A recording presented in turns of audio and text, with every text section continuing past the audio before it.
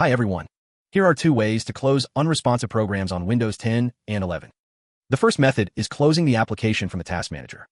To open the Task Manager, right-click the taskbar, and then click Task Manager. If your taskbar is also unresponsive, try pressing the Control, Alternate, and Delete keys on the keyboard at the same time to show this screen. And then click Task Manager. On the Task Manager, click the Processes tab, and then click the Processes Names column title to group and sort the running programs and background processes. Right-click the program you want to close, and then click End Task. Alright, the second method is using a command line for the command prompt. To open the command prompt, click the Windows search box on the taskbar, type CMD, and then click Run as Administrator.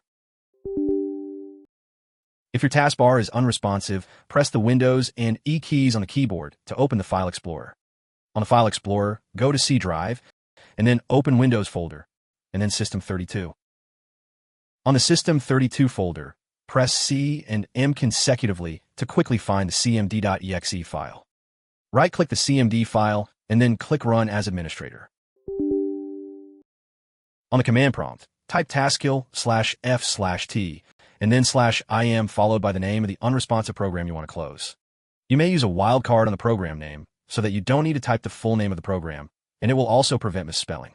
For example, I just typed Note with a wildcard character to close the notepad.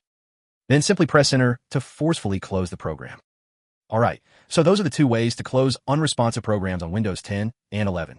I hope you find this quick tutorial useful, and thank you for watching.